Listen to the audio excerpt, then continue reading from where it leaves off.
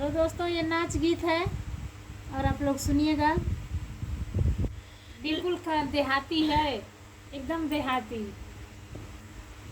लोटवा के पानिया पलेटवा में बे पनिया पीला राजा जी, पनिया पीला राजा जी।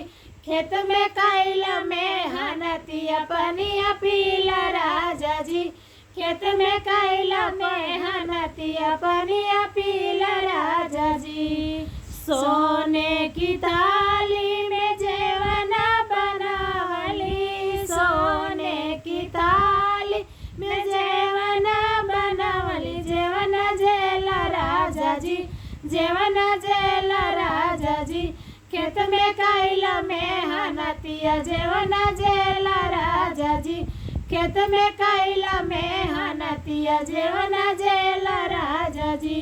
लोटवा में पानिया पलेटवा में बेलिया, लोटवा में पानिया पलेटवा में बेलिया। पनिया पीला राजा जी, पनिया पीला राजा जी।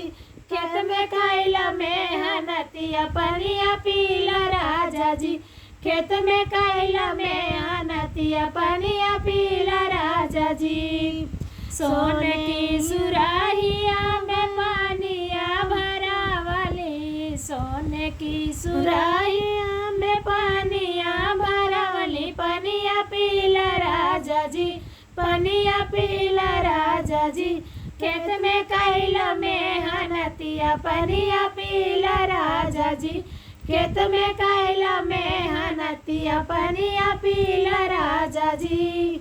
लोटवा के पानिया पलेटवा में भैया पनिया पीला राजा जी, पनिया पीला राजा जी।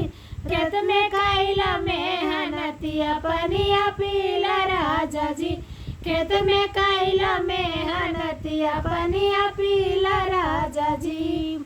लवंगा हिलाचिया कबीड़वा जोड़ावली, बीड़वा जोड़ावली। बीड़वा कुचला राजा जी, बीड़वा कुचला राजा जी।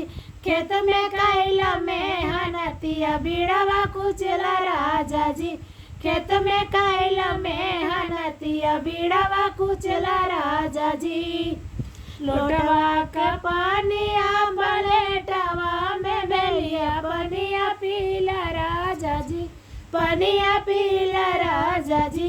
खेत में काइला में हनतिया पनिया पीला राजा जी, खेत में काइला में हनतिया पनिया पीला राजा जी। ये गीत कैसी लगी कमेंट के द्वारा जरूर बताइएगा और फेसबुक पर भी जाएगा, यूट्यूब पर तो जाएगा।